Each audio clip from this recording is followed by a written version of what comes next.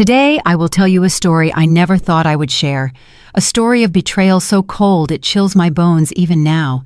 I can still hear the voice of my daughter-in-law whispering near my ear, her lips curved into a cruel smile as she pushed me toward the edge.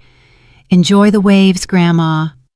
My son stood beside her, his face as still as stone, his eyes refusing to meet mine.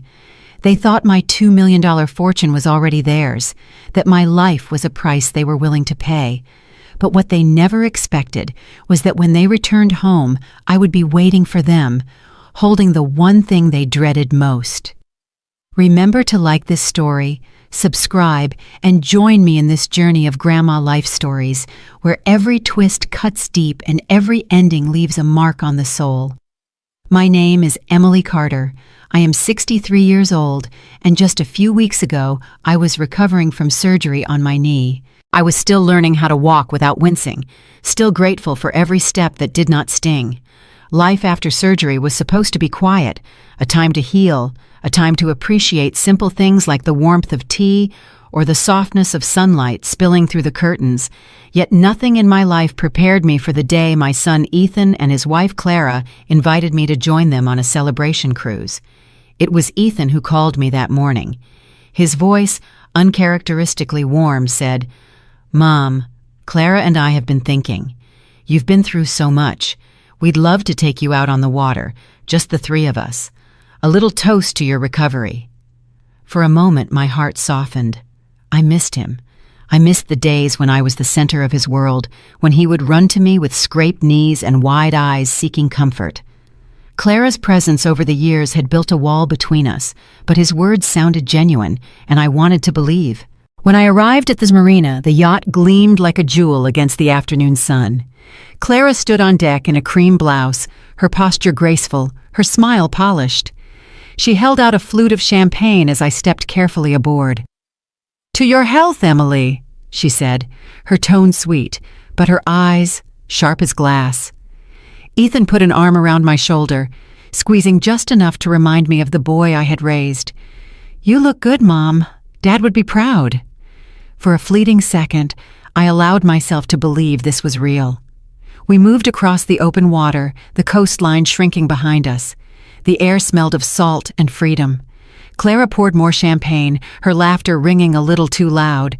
She spoke of renovations they wanted to make, travel plans they had, all spoken with the ease of someone who already owned the future. Ethan nodded along, his hand resting lightly on hers. They looked like the perfect couple, united in ambition, in appearance, in their sense of control. I sipped slowly, letting the cold fizz touch my tongue. My navy blue dress clung gently in the breeze. The same dress my late husband Thomas had always said brought out my eyes. I wore it that day because I wanted to feel strong, to carry him with me in spirit. Sitting there on the deck, surrounded by glittering waves, I felt for a moment like I was part of their life again, part of their family. But beneath that fragile sense of belonging was something else. A silence, a heaviness in Ethan's gaze that unsettled me. He looked at me the way a man looks at a ledger, calculating, measuring. Clara's smile never faltered, but her eyes kept darting toward my glass, toward my hands, toward the way I steadied myself on the railing. I told myself not to think too much, not to imagine ghosts where there were none. After all, who suspects their own child of treachery? I reminded myself of something I had thought once, long ago, on the happiest day of my life. On the day of my wedding, I had whispered to myself that this was the moment I was seen, truly seen, and allowed to live as my most authentic self. That memory was my anchor. It was what I clung to whenever doubt pressed too close. But on that boat, I could not shake the feeling that authenticity had no place in this family anymore. I sipped my drink, letting the bubbles dance on my tongue, and looked out at the horizon. The waves sparkled in the afternoon sun, promising peace. For a brief moment, I allowed myself to believe this day was what it appeared to be, a family coming together to honor survival, to honor me. But as Clara's laughter rang too sharply, and as Ethan's eyes weighed me not with affection but calculation, I felt a heaviness settle in my chest. Something was off, though I could not yet put it into words. The air was too sweet, the smiles too perfect, the concern too rehearsed. I told myself to ignore it, to enjoy the gift of their attention. Yet a voice inside whispered otherwise. I felt the air shift before it happened. Clara's laughter had just faded, and the ocean stretched around us like a mirror of silver and blue. She rose from her chair, champagne glass in hand, her heels clicking softly against the polished deck. Her movements were unhurried, graceful even, but her eyes locked on mine with a glint I had never seen before. There was no warmth in that gaze, only calculation. She walked toward me with the kind of calm that disguises a storm. My breath caught as the realization crept in, but I was already too late. Clara leaned closer, her perfume sharp, her smile stretched thin, almost mocking. Her lips parted, and with the quiet confidence of someone certain of victory, she whispered, "Enjoy the waves, Grandma." Her words slithered into my ears, laced with contempt. Before I could react, before I could even push my chair back, her hand pressed firmly against my shoulder. It was not a shove of clumsy anger. It was precise, controlled, deliberate. The kind of push that sent me exactly where she wanted me to go. My body lurched forward, my hands shot out for the railing, but the slick metal slipped under my palms. For one suspended moment, the world tilted. I looked to Ethan, my son, my blood, my boy who once clung to my hand when he was small. His face was unreadable, his eyes empty, his body still. He did not move. He did not speak. He only stood there, watching me fall. The next instant, the sea swallowed me. The cold was violent, a knife slicing through my dress, my skin, my bones. It seized my lungs, tore the breath from me, and replaced it with terror. I gasped, but swallowed salt water, the taste burning down my throat. My arms flailed against the weight, my legs kicked weakly, but the surgery had left me slower, less steady. I was not ready for this fight. The ocean roared around me as if laughing at my fragility. Above the surface, I caught one last glimpse of the yacht. Clara's figure leaned against the railing, her glass raised in mock salute. Ethan stood at her side, silent, unmoving, a shadow of the son I once loved. And then the yacht turned, the engine hummed louder, and they drifted away, leaving nothing but white foam in their wake. No hesitation, no remorse, just abandonment. The night closed in fast. The sky, once gold with late afternoon light, darkened into indigo. My heart pounded with the primal terror of knowing I was alone. My hands clawed for something, anything, to keep me afloat. My dress, heavy with seawater, dragged me downward. My knees screamed with pain from the surgery as I kicked against the tide. Every breath was a battle, every second a war between surrender and survival. Inside my mind, voices collided. One whispered to let go, to accept the fate they had chosen for me. Another screamed louder, the voice of the woman who had endured widowhood, illness, and betrayal. That voice spat fire. Not like this, not now, not on their terms. My body trembled with exhaustion, but I forced my head above the water again, coughing, choking, clinging to the surface. I searched the dark horizon, desperate for light, for hope. The coastline was nothing but a smear of shadows miles away. The only sound was the slap of waves against my ears and the echo of Clara's venomous words. The betrayal carved itself deeper into me with every second. My son had stood there, unmoved, while his wife condemned me to die. That image burned behind my eyes even as salt water blurred my vision. The sea tossed me mercilessly. A wave struck hard, pulling me under. I fought upward, my chest exploding with the need for air. My hands broke the surface, grasping wildly until my fingers brushed against something, smooth, hard, floating. A life buoy, loosened from the yacht in their haste. By instinct alone, I clutched it, wrapping my arms around it as though it were the last hand of God. I clung to that buoy with every shred of strength left in me, shivering, coughing, gasping.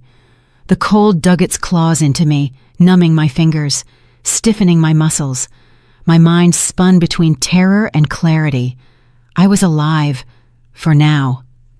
But they thought I was gone. They believed the ocean had claimed me, that my fortune had already begun to slip into their greedy hands. The waves rocked me, carrying me farther from shore. Time lost meaning. Minutes stretched into eternities. My thoughts sharpened into jagged edges. Clara's smirk replayed in my mind.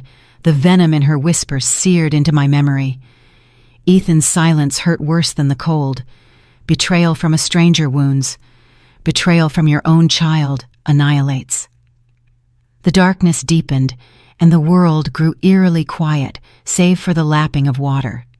Stars began to pierce the sky, indifferent witnesses to my struggle.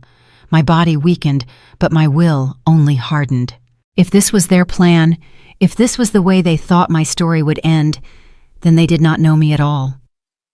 Somewhere in the distance, faint and fragile, I thought I heard the hum of a motor. My heart leapt, uncertain if it was salvation or imagination. I raised my arm weakly, the buoy my only anchor. "Help!" I croaked, my voice swallowed by the wind. My vision blurred, but I refused to close my eyes. Not here, not now. I held on, every nerve raw, every thought consumed by one truth. I had been betrayed, discarded, left for dead. But I was still here, alive, breathing. And as the motor grew louder in the distance, a vow crystallized in my heart. If I survived this night, I would not remain silent. I would rise from the ocean they tried to bury me in, and I would make them see that they had chosen the wrong woman to underestimate. The life buoy was my only salvation. My arms wrapped around it with the desperation of someone refusing to let death claim them. The sea was merciless, tossing me from crest to trough, salt stinging my throat, my body trembling from the cold. Every second felt like a fight against 1,000 invisible hands dragging me downward. My breath came ragged, my teeth chattered violently, yet something inside me refused to release my grip. I clung tighter, whispering to myself, "Not tonight, not like this." Through the blur of salt and darkness, I noticed a faint glow moving across the water. It grew brighter, steady, deliberate. Then came the sound, the low hum of a motor. Hope surged through me, a spark against the icy despair. I raised my arm, weak but determined, and waved frantically. My voice cracked as I shouted, though it barely rose above the roar of waves. "Help! Over here!" My throat burned, but I would not be silent. The light swung toward me. A small fishing boat cut across the water, its outline sharp against the night sky. I saw the silhouette of a man leaning forward, scanning the waves. His voice boomed above the storm, steady and commanding. "Hold on! Don't let go!" His tone carried authority, but also urgency. The boat drew closer, rocking in the swells, and at last a rough, calloused hand reached toward me. "Grab it!" he barked. I lunged, fingers brushing his, then locking tight. With a grunt, he hauled me upward, dragging my soaked body onto the deck.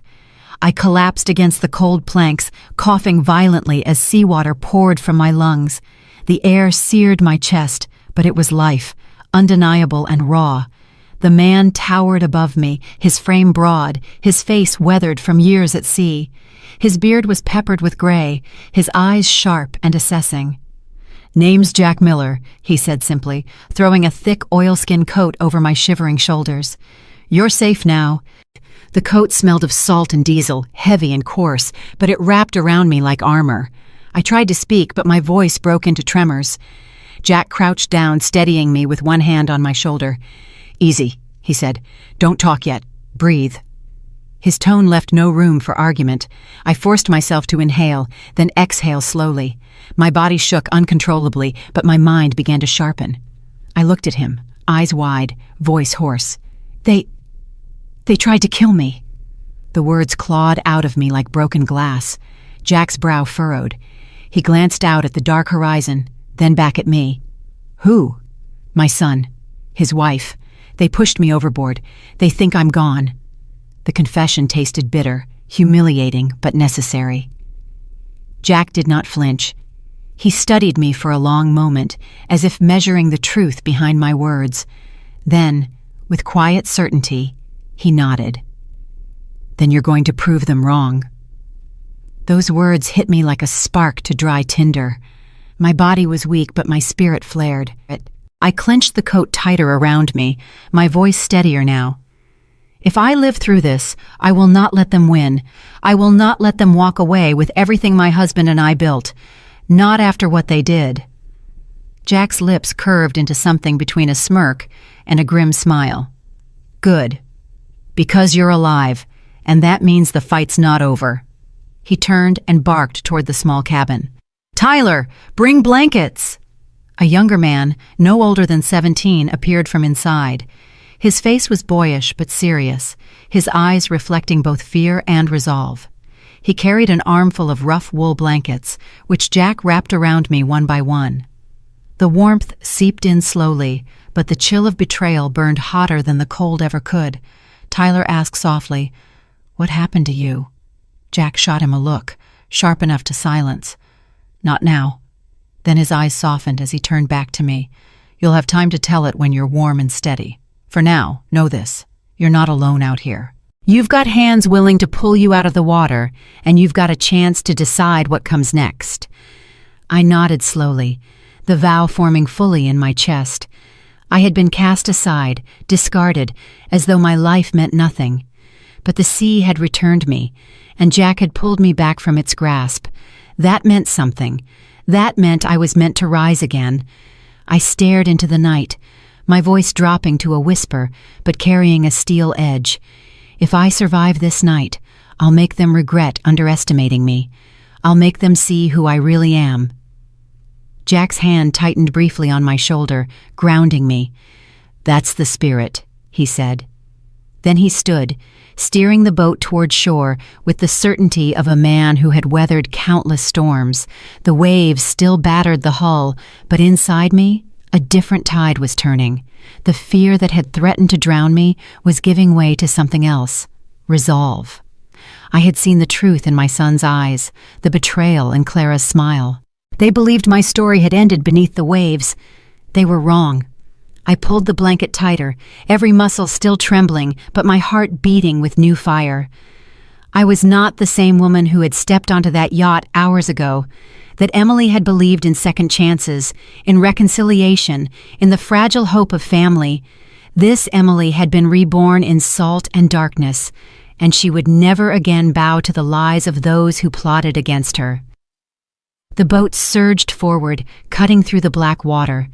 The night sky stretched wide, indifferent to my pain, yet it bore witness to my survival. My lips moved, the vow etched in steel. I will not let them win. Not now. Not ever. The morning after Jack pulled me from the sea, the world declared me gone. The local news flashed my picture across the screen with a headline that twisted my stomach. Emily Carter, lost off the coast of Newport, presumed drowned. My name spoken in the past tense felt like a theft. I was still breathing, but the world was already burying me. Jack had given me shelter in his modest cabin by the docks. He didn't ask for details, only handed me a steaming mug of coffee and said, "Keep your head down for now. Let's see how they play this." His words were steady, but the steel in his tone told me he knew what kind of people I was up against.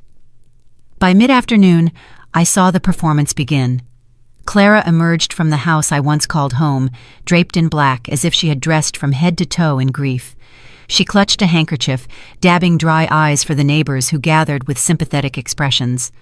Her voice carried over the fence, trembling just enough to sound rehearsed. "It was so sudden," she said, lowering her lashes. "One minute she was enjoying the yacht, the next she was gone. The ocean is cruel." I stood hidden across the street, wrapped in Jack's heavy coat, watching the woman who had tried to kill me turn my death into theater. She cried without tears, but the crowd believed her. People touched her arm, offered condolences, praised her strength. A few even called her remarkable for handling tragedy with such composure. My jaw tightened until it ached. Ethan appeared briefly in the doorway, his tie loosened, his face pale. He didn't speak much. When a neighbor asked, "Ethan, are you holding up all right?" He shook his head and muttered, "I can't talk about it." Then he retreated inside like a coward hiding from his own crime. Clara stepped into the silence with perfect timing, filling the gap with her own tragic performance. It was then I realized the truth. They had not only stolen my life, but were rewriting it. To the world, I was now a fragile woman, undone by the sea, not a mother betrayed by her own blood. They were painting me as weak, confused, careless, while they played the role of grieving heirs. The fury inside me burned hotter than the coffee in my hands. I whispered to myself, "They think I am already dead. They think they have won. But this is only the beginning." I followed from a distance as preparations grew. Within 2 days, there was a memorial service announced at St. Mary's Chapel. Notices went out with carefully chosen words. Emily Carter, beloved mother and neighbor, lost at sea. She will be remembered for her generosity and grace. Every line twisted the knife. I had been generous, yes, I had given Ethan and Clara more than they deserved. But grace?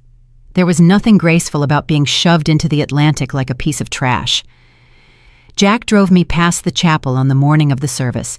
We parked down the street, far enough to avoid recognition, close enough for me to see everything.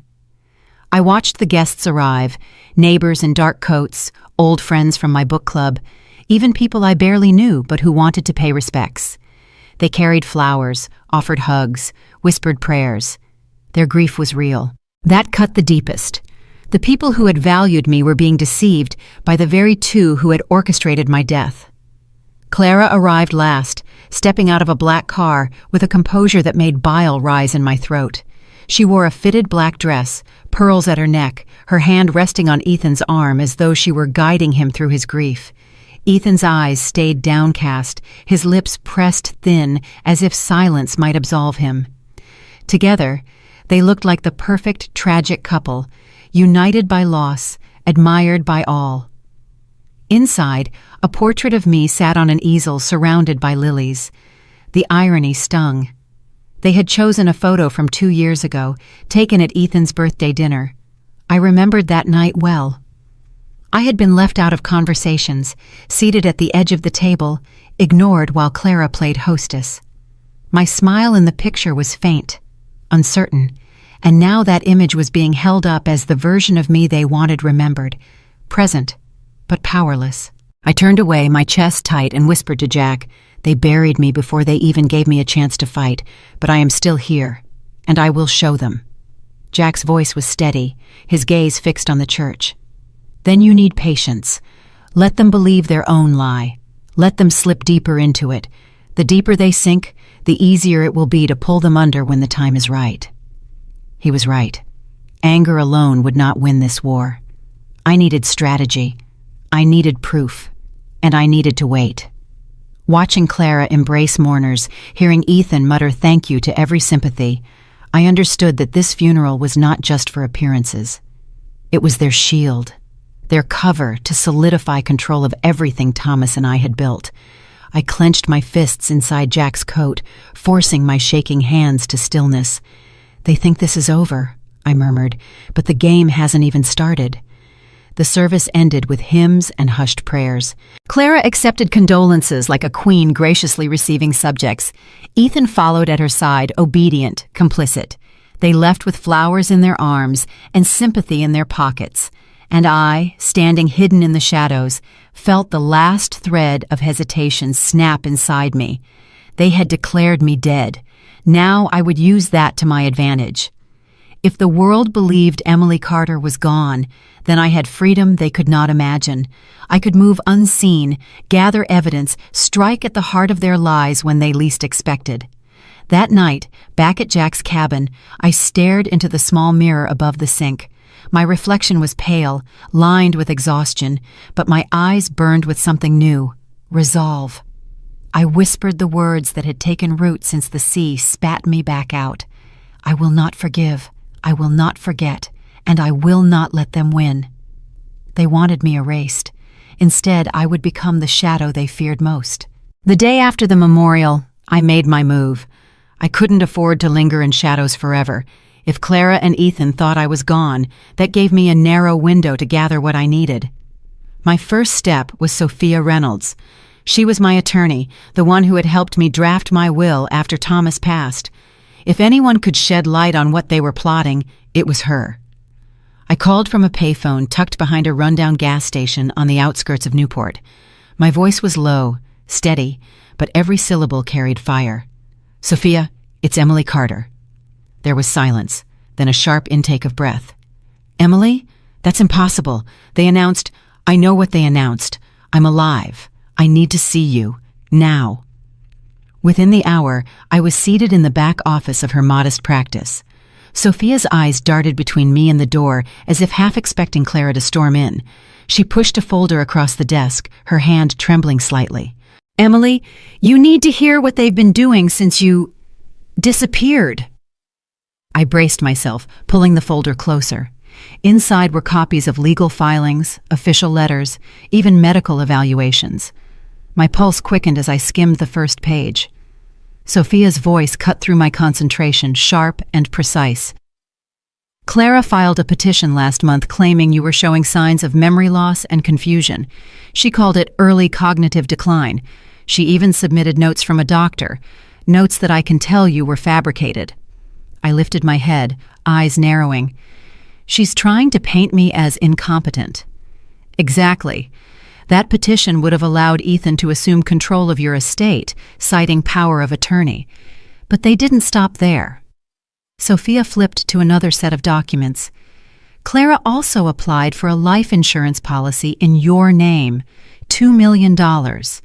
Ethan signed as your supposed guardian, claiming it was for your protection." The words cut deeper than the ocean ever could. Insurance, guardianship, lies stacked so neatly they almost looked legitimate. My jaw clenched as I pushed the papers back toward her. So, they needed me dead for more than one reason. The inheritance wasn't enough. They wanted the insurance payout too. Sophia nodded grimly. "With both, they'd have everything. Your home, your savings, and a lump sum payout large enough to erase every trace of debt." I checked the underwriting documents. They pushed it through fast, too fast. That means they had help inside the system. I felt my stomach churn. Their greed was so much bigger, so much colder than I had imagined. It wasn't just betrayal. It was business. Clara and Ethan had turned me into an equation, a ledger entry, a means to their perfect life. My voice dropped to a whisper, but it carried the weight of steel. They staged a performance at my funeral.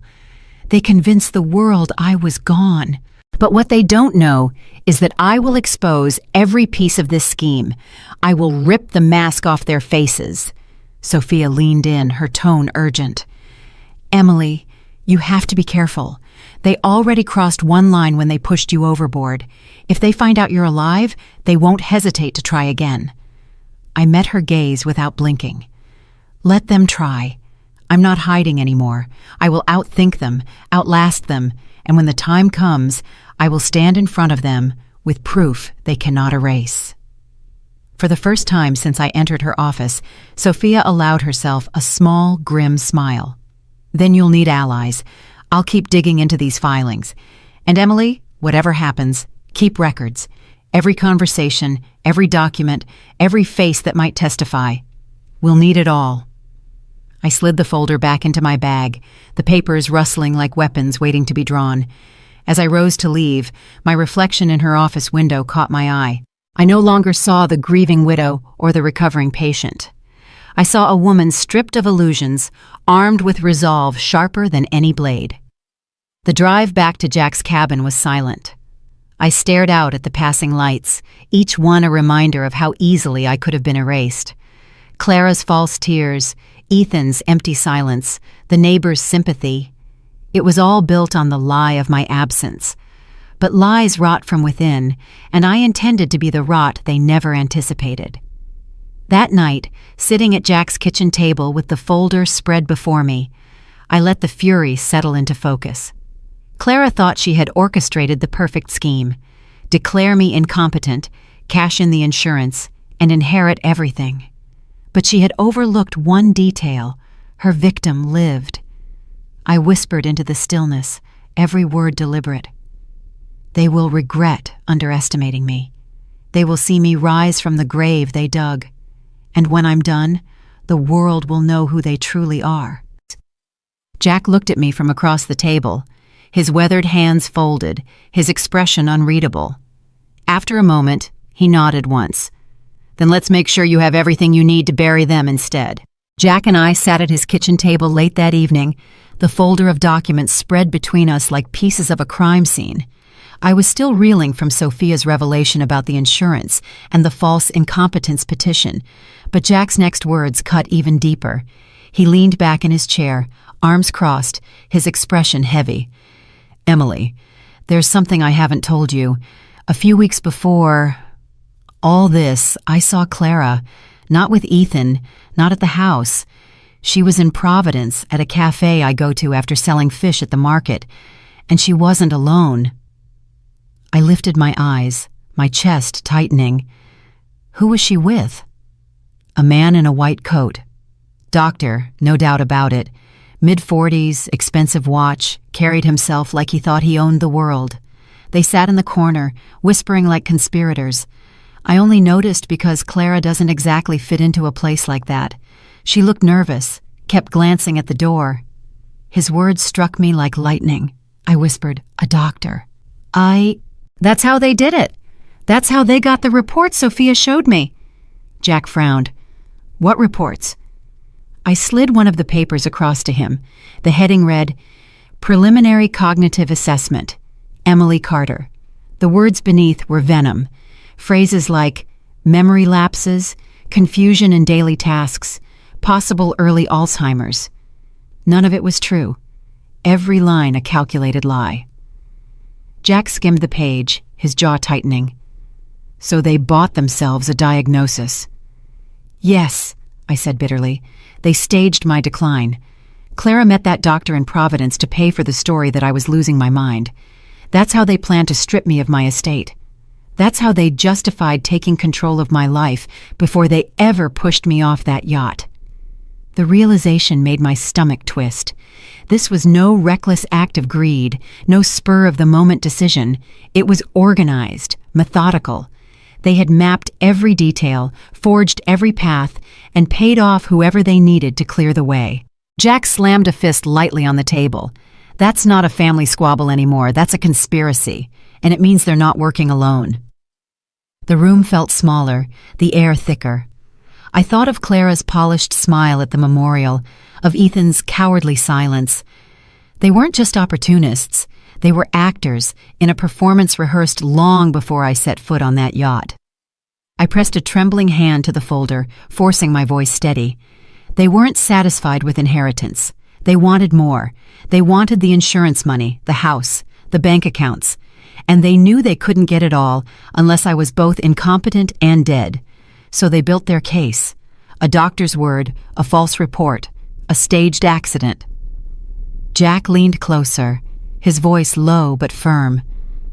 "So what are you going to do?" The question burned.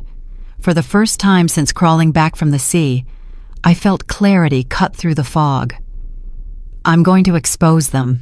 Every lie, every signature, every meeting. Clara thinks she has outsmarted me, but she doesn't realize she left fingerprints on everything. That doctor, whoever he is, took her money, and men like that never risk everything for free. He'll have a trail, and I'll find it." Jack gave a slow nod, approval flickering in his weathered eyes. "Then let's start by finding out who he is. You get me the name, and I'll get you the truth." The conversation left me restless. That night, lying awake in the small spare room Jack had given me, I replayed every moment with Ethan and Clara.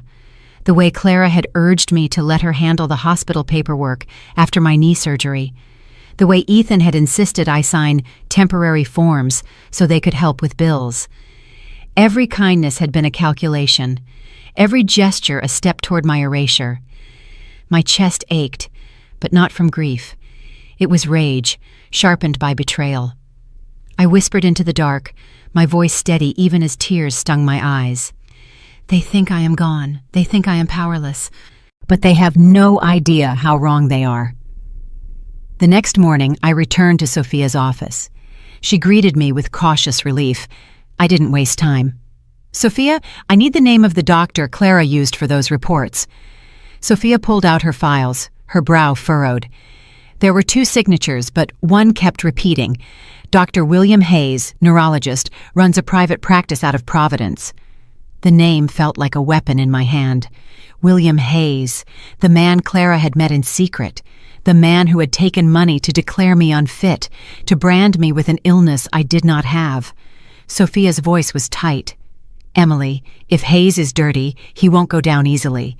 Men like him keep records locked away. He'll have protection. And if Clara and Ethan are paying him, they'll protect him too. I met her gaze, unflinching. Then we take the fight to him, quietly, carefully, but we find what he sold them. I want every document, every transfer, every lie he wrote in my name. I won't rest until I can put it in front of a judge and tear down their entire scheme. For a moment, silence hung between us. Then Sophia reached across the desk and placed her hand on mine. You survived the ocean, Emily. Now survive this, but don't do it alone. As I left her office, the city hummed with life, oblivious to the war quietly building beneath its surface. Clara and Ethan thought they had buried me under lies, but the tide was turning. They weren't just greedy children anymore. They were part of a machine that forged reports, bought insurance, and orchestrated deaths. And I was the crack in that machine.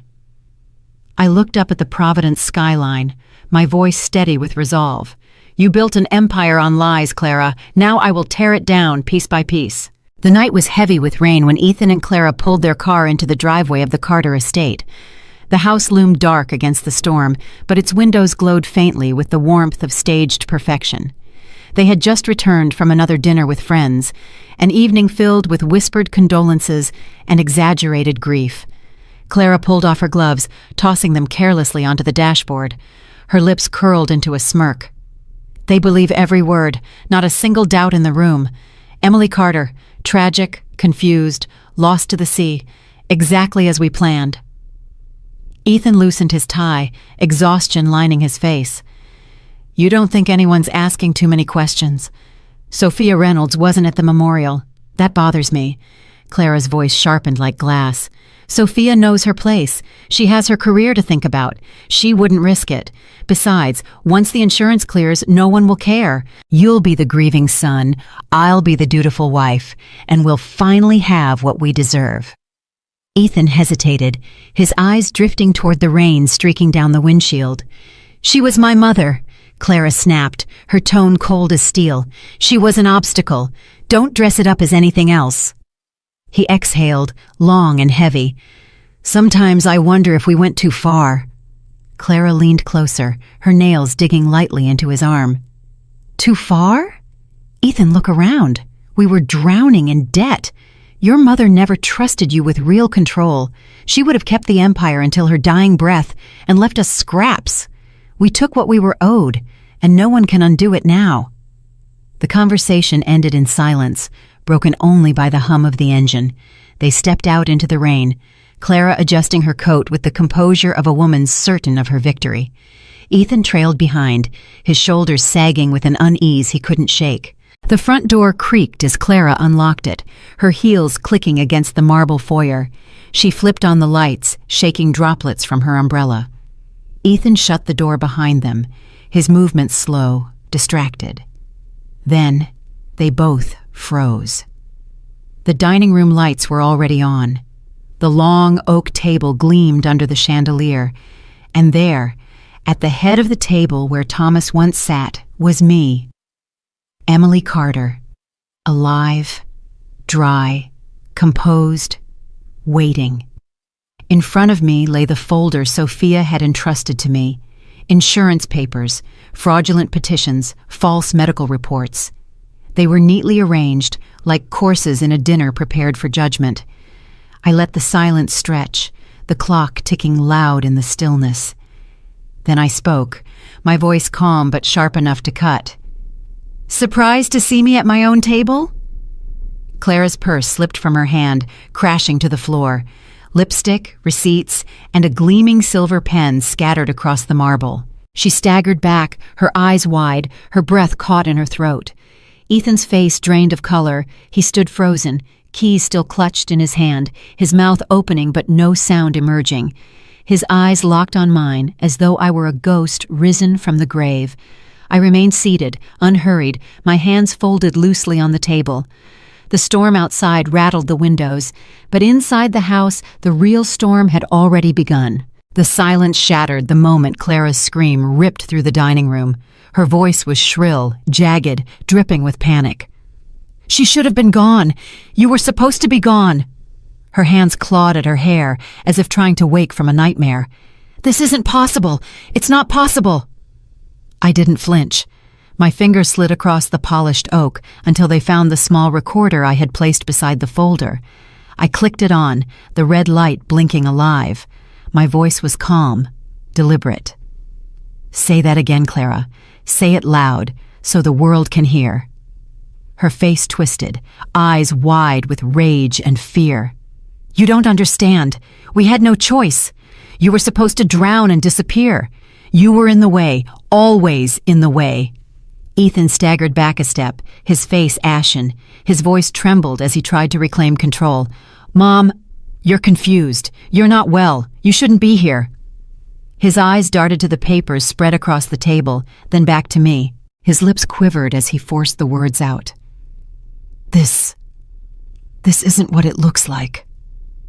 I leaned forward, my gaze unshakable. "It looks exactly like what it is. Insurance policies in my name. False medical reports signed by a crooked doctor. A petition to declare me incompetent. Do you want to tell me how those ended up in your hands?" Clara slammed her palms on the table, sending a wine glass crashing to the floor. Her breath came in shallow bursts. "Because you never trusted us. Because you never let Ethan live his own life. You held everything over us, the house, the company, the money. We deserved better." I tilted my head, my voice sharpening. "Better than what, Clara? Better than honesty? Better than earning your place through integrity?" I tapped the folder with one finger. "Or did you decide it was easier to bury me and steal everything I built?" Her composure cracked, tears streaking through the foundation she had painted on her face. "We were drowning in debt, Emily. Ethan's business was failing. We had nothing left. Do you know what it's like to look at your future and see nothing but ruin?" Ethan's voice broke, quieter but trembling with guilt. "Clara, stop." She whipped around to him, her voice lashing like a whip. "No! She needs to hear it. We did what we had to do. You think your precious mother would have handed over control? She would have let us starve before giving us $1. I pressed the recorder closer, my tone like ice. "So you tried to erase me. You tried to brand me as senile. And when that wasn't enough, you tried to drown me." Ethan's knees buckled slightly, his hands gripping the back of a chair as if to keep himself upright. His lips parted, his words a desperate whisper. "Mom, please. We didn't mean—" "Didn't mean?" My voice cut him off like a blade. "I heard your silence on that deck. I felt your eyes on me when Clara whispered, 'Enjoy the waves, Grandma,' before pushing me into the sea." "You meant every second of it, Ethan. Your silence spoke louder than her shove." Clara's voice rose again, hysteria breaking through her words. "You should have died. No one survives that fall, not in those waters. You were supposed to disappear, and we were supposed to finally be free." I leaned back in the chair, the storm outside echoing her shrieks. My calmness was the sharpest weapon in the room. But I didn't. I survived. And now the truth sits on this table in black and white, signed by your own hands. Insurance fraud, conspiracy, attempted murder. Ethan finally broke, his voice shattering into pieces. "Clara, stop talking. Please, for God's sake, stop talking." But she couldn't. Her mask had split wide open. She pounded her fists on the table, sobbing and screaming. "We deserved it. We deserved everything. That money should have been ours. You were old, useless, clinging to a fortune you didn't even know how to spend. Why shouldn't we take it?" I clicked the recorder off, tucking it neatly into my bag. My voice was low, almost a whisper, but every syllable struck with precision. "Thank you, Clara. That's exactly what I needed." their faces drained of color, the weight of their own words filling the room like smoke. For the first time, Clara realized she had handed me the rope to hang her with. Ethan's eyes welled with tears, but no apology could wash away the betrayal that had already been spoken aloud. And I sat there, unshaken, watching them unravel at my table, the very table where they had once dined on my generosity, never dreaming it would become their courtroom. The storm outside roared like a living thing, thunder rolling over the Carter estate, but the louder sound was Clara's ragged breathing. Her outburst still echoed through the dining room, her body trembling as if her words had burned her from the inside out. Ethan sat slumped in the chair, his face pale, his eyes darting between me and the damning evidence spread across the table. I rose slowly, smoothing the front of my coat. My voice was steady, low, but carried the weight of judgment. You believed you had destroyed me. You thought the sea swallowed me, that my story ended with your lies. But here I stand, and I didn't come here tonight to beg or to reason. I came here to reveal. Clara's lips parted, her eyes narrowing. Reveal what? That you're some ghost? That we should be afraid? She laughed, but the sound was brittle, breaking halfway into a sob. You can't prove anything. No one will believe you. I stepped closer, my gaze locked on hers. That's where you're wrong. Because I'm not alone. I crossed the room, each step deliberate, and placed my hand on the door. I could feel Clara's panic rising, her voice sharp and desperate. Don't you dare bring anyone else into this. I pulled the door open, and there, framed in the doorway, stood Sophia Reynolds, dressed in dark gray, her expression calm and unyielding. Beside her, 2 uniformed Newport police officers, their presence heavy as judgment itself. The moment froze. Clara's jaw slackened, Ethan's breath caught in his chest, the storm howling behind them like a drumbeat of fate. Sophia was the first to speak, her voice even, every word honed like steel. Mrs. Carter is not alone tonight. She asked me to prepare everything, every forged petition, every fraudulent insurance claim, every doctor's falsified report. It's all here. She lifted her leather briefcase, setting it with precision on the table where moments earlier Clara had screamed her confessions. Clara staggered back, her heels clattering against the marble floor. No, this isn't possible. You can't do this. One of the officers, a tall man with weathered features, stepped forward. His voice was deep, official, and final. We've been monitoring communications since Mrs. Carter resurfaced. Phone records, financial transfers, meetings with Dr. William Hayes. There's enough evidence here to charge you both. His eyes fixed on Clara. Attempted murder, insurance fraud, conspiracy to commit elder abuse.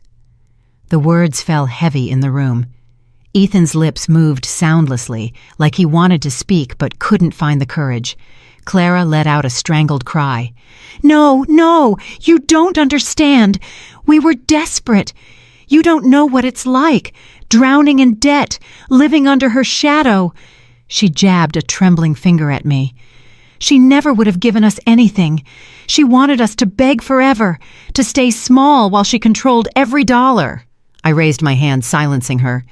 My voice was calm but edged with finality. You mistake discipline for cruelty, Clara. I gave you opportunities, more than you earned, more than you deserved. What you lacked wasn't money. It was integrity. Ethan finally found his voice, though it quivered. Mom, I didn't want this to go this far.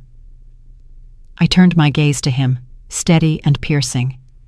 You stood on that deck, Ethan. You watched Clara shove me into the sea. You heard her whisper, "Enjoy the waves, Grandma." You didn't move. You didn't speak. You let it happen. His shoulders collapsed, tears streaking down his cheeks. I was weak. I thought maybe it was the only way out. Clara spun toward him, her voice shrill. Don't you dare blame me alone. You wanted it too. You signed the papers. You begged me to fix your mess. Sophia stepped closer, her tone sharp. Enough. Every word you speak now only buries you deeper. These documents already speak louder than either of you. She spread papers across the table: contracts, signatures, transfer slips, policies. "Clara, your trail is meticulous, but money always leaves its shadow. And you left one straight to us." Clara shook her head, her manicured nails digging into her palms. No, I won't let this happen. She's supposed to be dead. She was supposed to vanish, and we were supposed to be free." I looked at her, unflinching. But I didn't vanish. I survived, and I made sure the law stood with me before I ever walked back into this house. The second officer stepped forward, handcuffs in his grasp. His voice was calm, practiced. "Mrs. Clara Carter, Mr. Ethan Carter, you're both under arrest. You have the right to remain silent. Anything you say can and will be used against you in a court of law." Clara's scream ripped through the room, raw and animal. "You can't do this! You can't take everything from me!" She lunged toward the table, trying to scatter the papers, but the officer seized her arm, pinning her in place. Ethan sat frozen, hands limp at his sides, silent tears tracing his cheeks as if the fight had already left him. I stood still, my heart steady, my voice carrying the final blow. "You thought this was a family dispute, a story you could control with lies and staged grief. But you miscalculated. This was never just about inheritance. It was about justice. And justice has a way of finding its way home." Clara's eyes locked on mine as the cuffs closed around her wrists. Rage burned there, but beneath it, I saw the flicker of something else. Fear. Ethan lowered his head, unable to meet my gaze. Sophia closed the briefcase with a snap, her eyes softening for the first time that evening as she turned to me. "It's over, Emily. Tonight, the truth has spoken."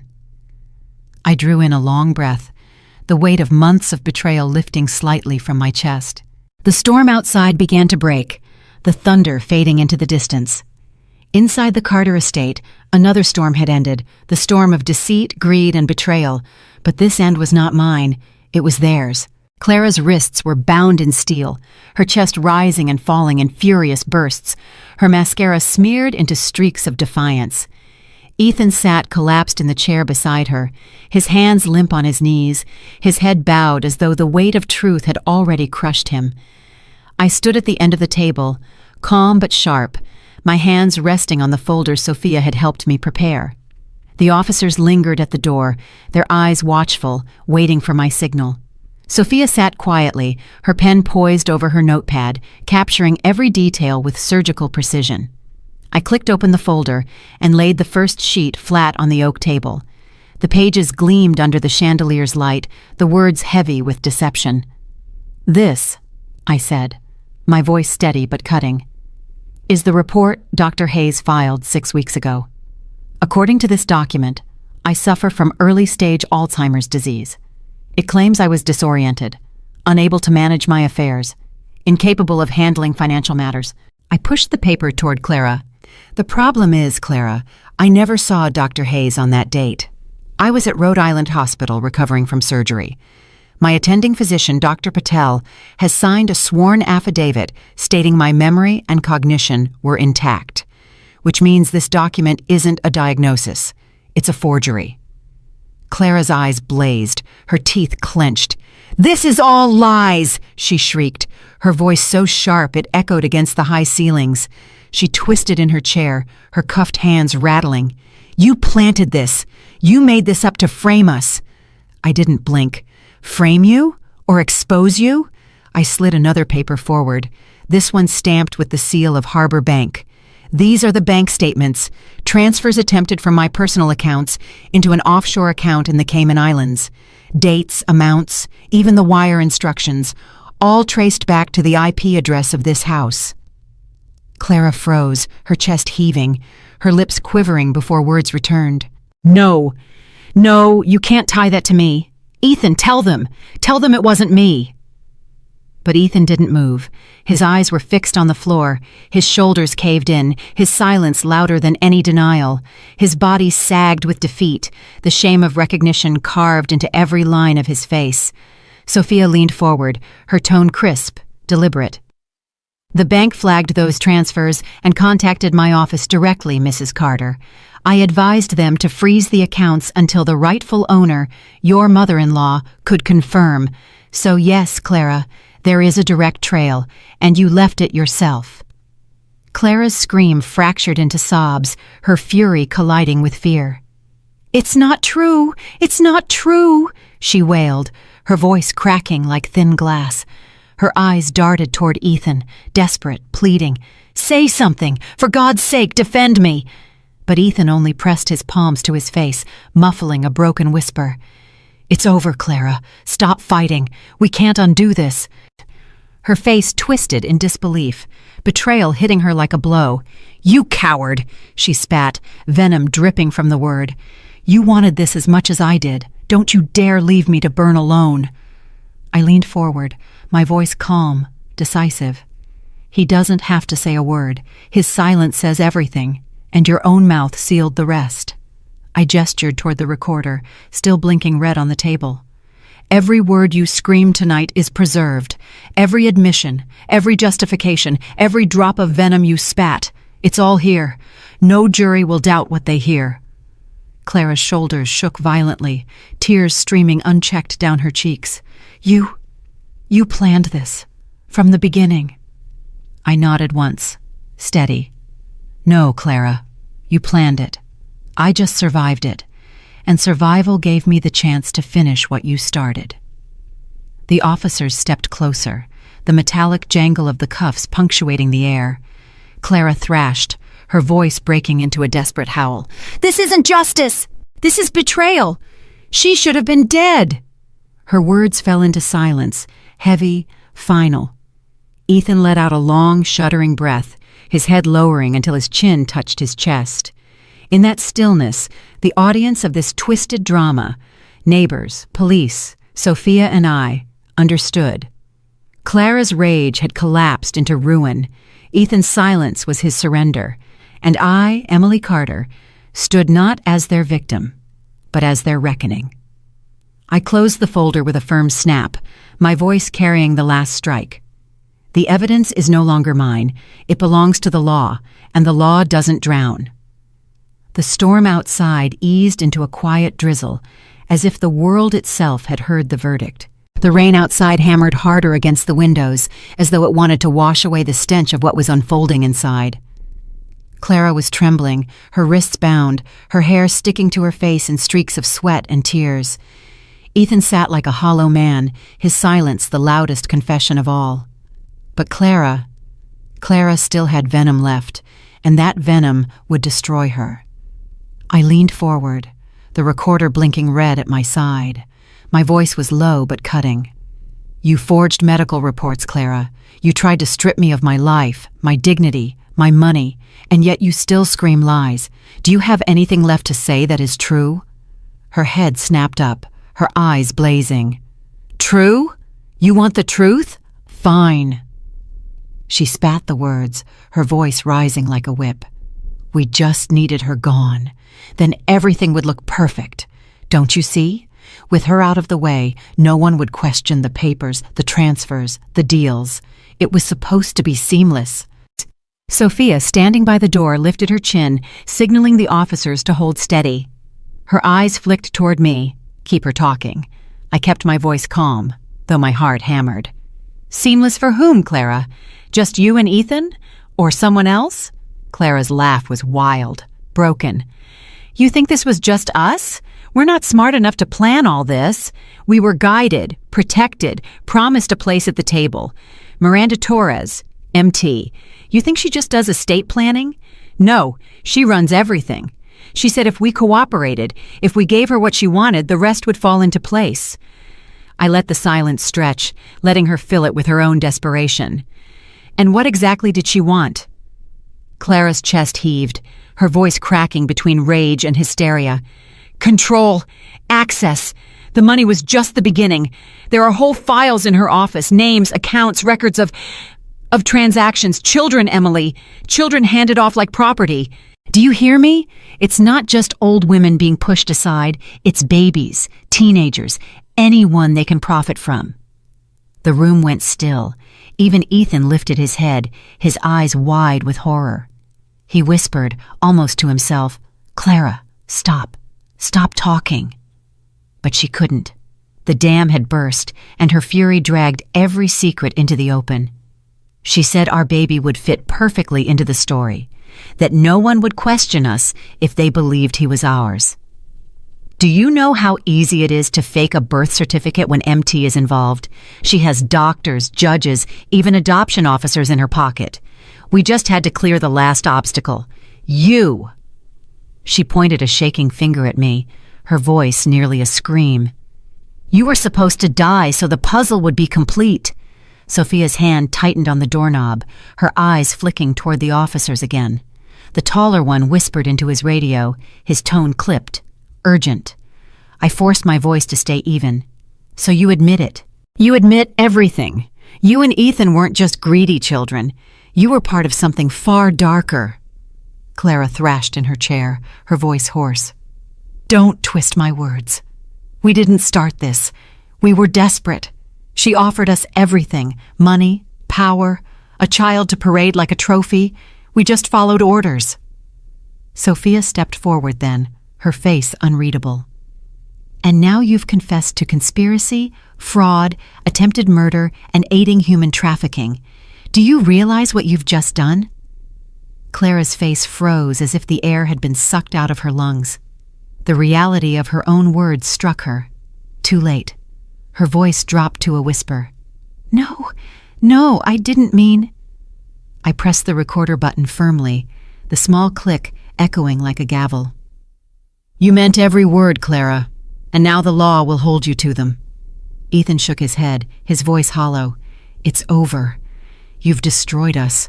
And his eyes flicked to me, and for a fleeting second, I saw the boy he once was, the son who used to hold my hand at the park. But it was gone in an instant, buried under years of choices that had brought him here. The officers moved in. One placed a steadying hand on Clara's shoulder, the other pulled her upright. She fought, screaming, her voice breaking. She was supposed to be gone. MT promised us everything. You don't understand. But her words no longer mattered. Every sound, every syllable was already captured on tape. Her hysteria had turned her into her own executioner. Sophia closed the briefcase, her voice calm but edged with steel. Emily, you did it. She exposed the entire operation herself. This isn't just a family dispute anymore. This is a federal case. I stood straighter, the weight of betrayal still heavy, but the taste of justice finally on my tongue. Clara's fury had devoured her, and Ethan's silence had condemned him. For the first time since the yacht, I felt the tide turning, because the storm had not drowned me. It had drowned them.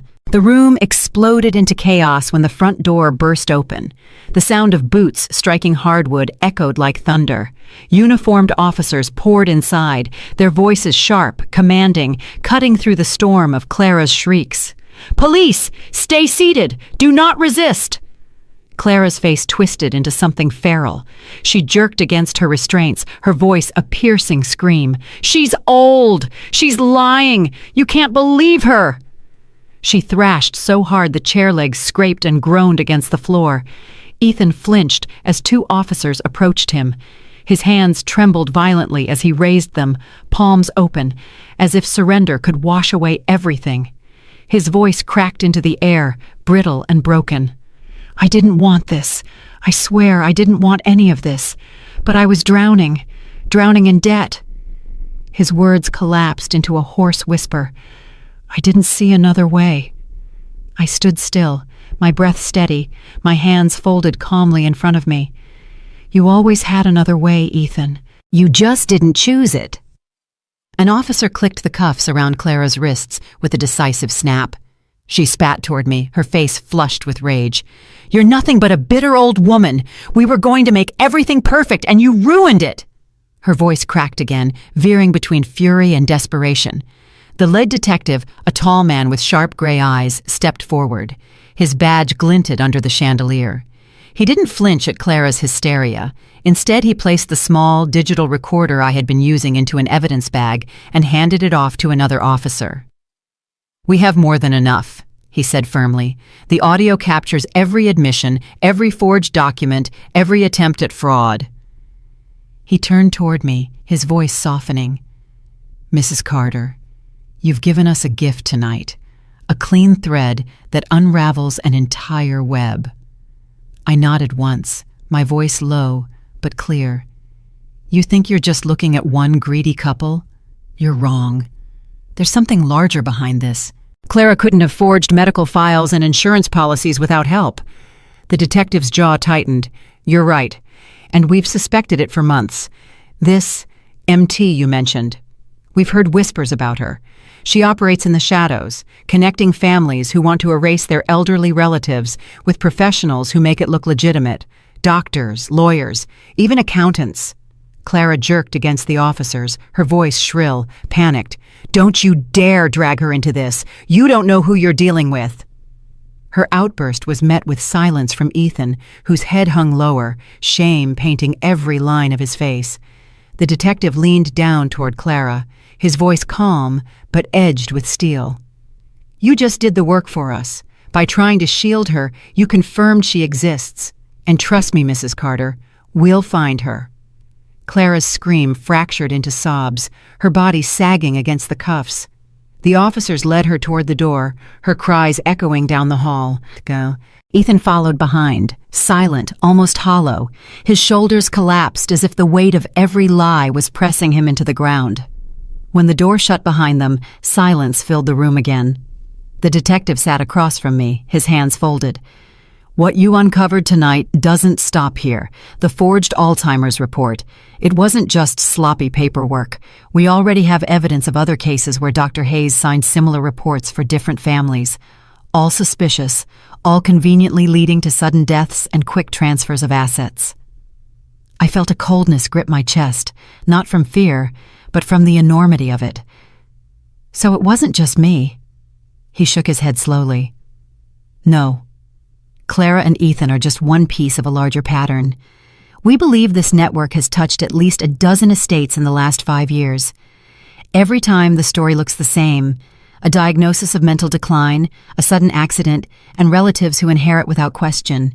But now, thanks to your evidence, we have names, dates, paper trails, a way to connect it all."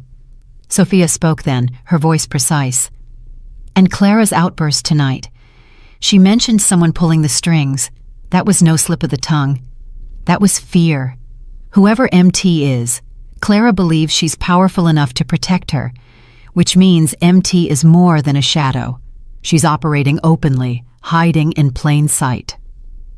The detective nodded. "We'll subpoena financial records, hospital logs, and legal filings. If Clara's desperate enough, she may even cooperate for a lighter sentence, and that could give us everything we need." I stared at the folder of documents still spread across the table. The papers that represented my survival, my refusal to be erased. My voice was steady, but I could feel the fire beneath it. "You'll find MT, and when you do, you'll see she's left a trail of lives shattered, elderly parents robbed of their dignity, families destroyed, people like me pushed off yachts and left to drown." The detective's gaze hardened, his voice resolute. "And people like you are the reason she'll fall. Because you lived, you saw, and you refused to stay silent." I exhaled, slow and heavy, the weight of weeks pressing out of me. I didn't survive the ocean to hide. I survived so this would end. The detective stood, extending his hand. "And it will. Tonight was the first crack in a wall that's been standing for years. But walls always fall, Mrs. Carter. Always." I shook his hand firmly, feeling the steel of his resolve match my own. As the last officers carried the evidence out into the storm, I looked at the empty chairs where Ethan and Clara had sat. For a moment, grief washed over me, for the son I once loved, for the life I once believed in. But beneath it was something stronger, a truth that burned brighter than betrayal. They had tried to drown me, but instead they had pulled themselves into the deep. And I, standing steady, had become the tide that carried their lies away. The rain outside began to ease, leaving only the soft drip of water sliding down the glass. Inside, the silence no longer felt heavy. The courthouse in Providence was packed that morning. Reporters crowded the steps, cameras flashing, microphones stretched forward like spears.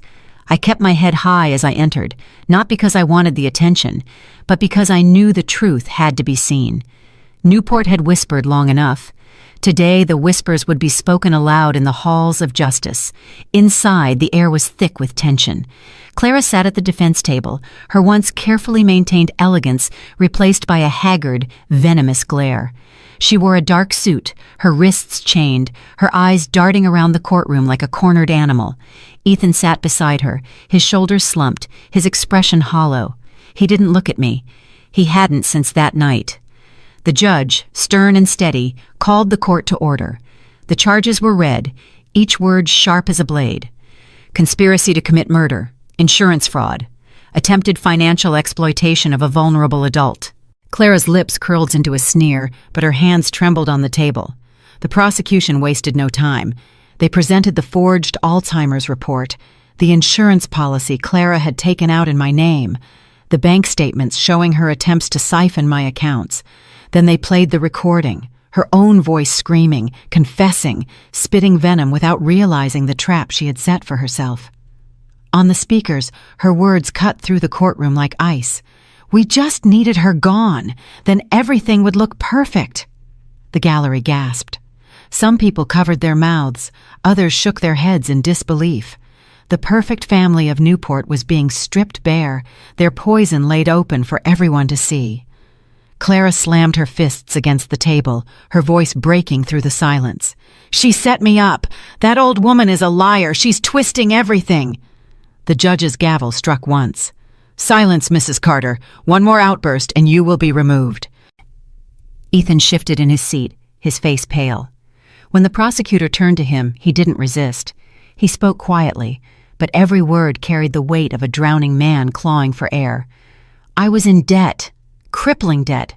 I made mistakes, gambling, risky investments. Clara convinced me this was the only way. I went along with it. But I never wanted her dead. I swear I didn't. The courtroom buzzed with whispers. Some pitied him, others shook their heads. But everyone knew. Silence can be as damning as action. The defense tried to paint me as a bitter widow, clinging to money, inventing conspiracies. But each time they struck, the evidence hit harder. Sophia, calm and meticulous, countered every argument with documents, signatures, and timelines. She stood as my shield, and in her voice I heard the certainty that justice was closing in. When I took the stand, the room held its breath. I told them what had happened, not with theatrics, but with clarity. I described Clara's smirk, Ethan's empty eyes, the cold shove into the ocean. I told them about the fishing boat, about clawing my way back from death, about the folder of evidence spread across their dining table. And then I looked at Clara, my voice steady. You wanted me erased, but here I am, alive, strong, and unwilling to let you do this to anyone else. For the first time, Clara didn't scream back. She simply looked away, her eyes glassy, as if the weight of exposure was finally crushing her. The jury deliberated for less than 3 hours. When they returned, the verdict was swift and decisive, guilty on all counts. Clara Carter, once the polished daughter-in-law admired at cocktail parties, was sentenced to 25 years in prison with no chance of parole. Ethan's fate was different. Because of his cooperation, his admission of debt, and his testimony that helped dismantle the wider network, his sentence was lighter, but still heavy, 15 years in federal prison. He wept when the sentence was read, silent tears that fell onto the defense table. He looked older than his years, a man broken by his own choices. Outside the courthouse, Newport's whispers became a roar. Neighbors who once envied Ethan and Clara's lifestyle shook their heads in disgust. The perfect family, they muttered, was nothing but a play. Mothers clutched their children tighter, reminding them that greed could rot even the closest bonds. Community shame settled like a storm cloud. The Carter name, once tied to respect, was now a warning. People pointed to the grand house on Bellevue Avenue and said, "That's where the lie lived." As I left the courthouse, the cameras flashed again, reporters shouting questions I didn't bother to answer. What mattered wasn't the headlines. What mattered was that justice had spoken, not just for me, but for every elderly person who had been silenced, manipulated, or erased by families who valued money more than love. Sophia walked beside me, her briefcase in hand, her expression fierce but softened with relief. "You did it," she said quietly. I shook my head. "No, we did it. And now others will finally see the truth for what it is." For the first time in weeks, I felt a weight lift from my chest. The ocean had tried to claim me. Clara had tried to erase me. But instead, their lies had been dragged into the light, and the light had burned them to ash. As the courthouse doors closed behind me, I knew this wasn't just my victory.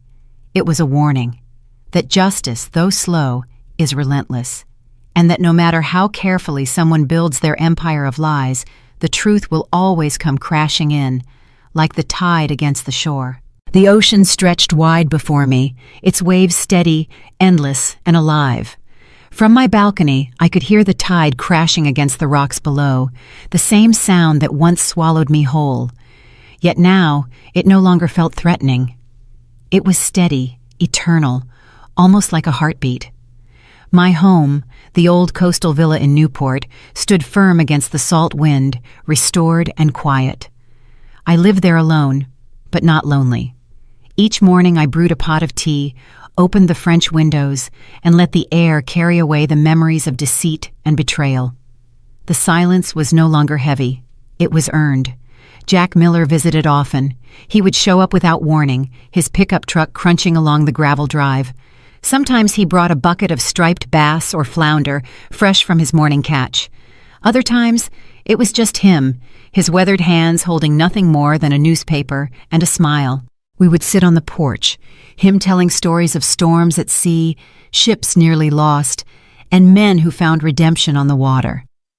One evening, as the sky burned pink with sunset, Jack leaned back in his chair and said, "Funny thing, Emily. That night I pulled you from the water. I figured you were just another soul swallowed by the Atlantic, but you came out stronger than the tide itself." I looked at him, quiet for a moment. Then I answered, "The ocean tested me, but I refused to sink. And maybe that's what survival really is. Not about strength, but about refusing to let go when the water wants to claim you." Jack chuckled, shaking his head. "You've got more fight in you than half the men I know." Sophia Reynolds also became a constant presence. No longer just my attorney, she had become a confidant, almost like the daughter I never had. We spent long afternoons in my study, the heavy oak desk between us piled with papers and folders. But these were no longer weapons of defense. They were blueprints for the future. "Emily," she said one day, tapping a pen against a draft, "this is your chance to rewrite everything, to take what they tried to steal from you and put it towards something lasting." She was right. My wealth had been the target of greed, but it didn't have to end there. Together, we established a foundation, part of my estate set aside to support local community programs, scholarships for underprivileged youth, housing support for widows, and aid for elderly victims of fraud. "Are you sure you want to leave this much to strangers?" Sophia asked gently. I smiled. "They won't be strangers. They'll be people who need it. That's more family than Ethan or Clara ever proved to be." Her eyes softened. "You're turning a wound into something powerful." I signed the papers with steady hands, the ink flowing cleanly, no hesitation. For once, the act of signing didn't feel like surrender. It felt like claiming my place in the world again. The villa became a sanctuary not just for me, but for others too. Neighbors who once looked at me with pity now stopped by with warmth. Eleanor from down the lane brought pies. Mrs. Harris from the book club came by with novels she thought I'd enjoy. Even the children playing on the beach waved when they saw me, calling, "Hi, Miss Emily!" There was a time I feared whispers, back when Clara wore her black dress and played the grieving widow for the neighborhood. Now the whispers had turned into respect. People knew the truth. They saw me not as a victim, but as someone who faced the storm and came back standing. Still, the nights weren't always easy.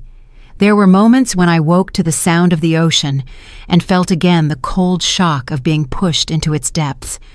Moments when I could hear Clara's sneer echoing in my ears.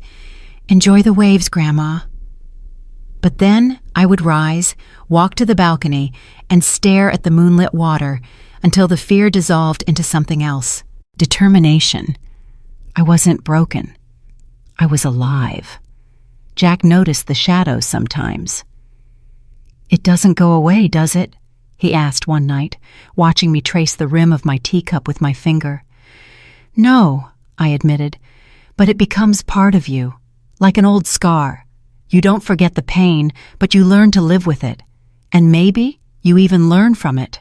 He nodded. Scars remind us we survived.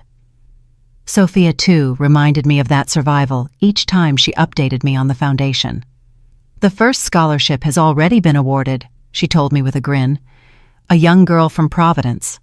Her mother works 2 jobs. She wants to study law. She says she wants to fight for people like you."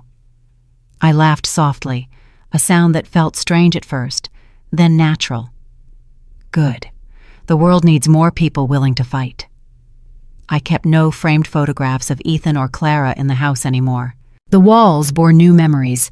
A painting of the ocean Jack's grandson had made for me, a certificate of the foundation's establishment, and a simple wooden cross from a local church. I didn't need reminders of betrayal. I carried those within me, and they had already shaped me enough. The peace wasn't loud. It didn't come with celebration or applause. It was quiet, steady, like the tide. And maybe that's what made it real. I had stared into the abyss and chosen not to fall. Now, I chose peace. One morning, as the gulls cried overhead and the waves shimmered silver in the dawn, I whispered to myself, "This is home. This is mine. And nothing, no greed, no lies, no betrayal, will ever take it away again." The world outside still buzzed with scandals and greed, but within my walls, within my life, there was calm. And in that calm, there was strength. The sea outside my window was calm that evening, the kind of calm that comes not from silence, but from acceptance. I sat in my chair by the bay window, the same chair Robert once carved our initials into, and let the salt air brush against my face. The tide moved in rhythm, pulling back, surging forward, steady and eternal. For years, I believed family meant blood, that no matter how flawed, it was still family, but the ocean taught me differently. I whispered into the stillness, "Family is not bound by blood. Family is the ones who want you alive." The words carried weight, not because they were bitter, but because they were true. Ethan had been my only son. I had carried him, raised him, sacrificed for him, and yet, when greed gnawed at his soul, he chose wealth over blood. Clara? She never wanted me alive long enough to stand in her way. What they destroyed was not my fortune. It was the illusion I had clung to, that blood guaranteed love. The betrayal cut deeper than the cold Atlantic ever did. There are nights when I still hear Clara's voice, mocking me with that cruel smile. "Enjoy the waves, Grandma." And I see Ethan standing still, silent, as though watching me drown was easier than lifting his hand. That memory will never leave me. But pain is not the end of the story. I survived, and survival is more than breathing. Survival is reclaiming the right to live on your own terms, to refuse to be erased by those who profit from your silence. Justice had its day. Clara was sentenced, Ethan too. The law wrote its verdict and the community whispered its shame, but no sentence, no prison bars, could undo the fact that a mother was betrayed by her own child. That is the part the newspapers will never fully capture. That is the part only my heart will carry. And yet, as I sit here, I do not wish them dead. No, I wish them time. Time to sit with their choices, time to feel the silence of cold prison walls, time to understand the weight of what they threw away. Hatred would consume me if I let it. Forgiveness? That is not mine to give. What I choose is something quieter. Distance. A clean break. A new life they can never touch. Sophia told me once, "Emily, you don't just win in court. You win when you decide how to live after." She was right. That's why I gave a part of my estate to the community. That's why I let my story be told in the open, so others, other mothers, other grandparents, might see the warning signs I ignored. Jack still visits, bringing fish and laughter. Sophia still checks in, her pen scratching across fresh documents that secure futures beyond my own. The world did not end on that yacht. It began again, though in a way I never expected. There is a quiet lesson the ocean gave me. When the waves knocked me under, I thought I had no strength left. But the body remembers how to fight. The spirit remembers how to rise. You do not know how strong you are until the water tries to pull you under. I looked out at the horizon, the last light of day fading into a streak of gold. I will never drown again, I told myself. For those watching my story, perhaps you feel anger toward Clara, disgust toward Ethan, maybe even sadness at the thought of a mother abandoned. Good. You should feel all of it, because those emotions are proof you still hold love for the ones who raised you, proof you know right from wrong. Promise yourself, never and ever will you betray them. That promise is what keeps families whole. As for me, I found peace not by clinging to what was lost, but by embracing what remains. I am still here. I am still Emily Carter. I am not defined by the fortune they tried to steal, nor by the betrayal they carried out. I am defined by survival, by justice, by the quiet choice to live. The camera of life may pull back now, showing me as a small figure by the window, the sea stretching endlessly behind. Waves rise and fall, but the shore remains, and so do I.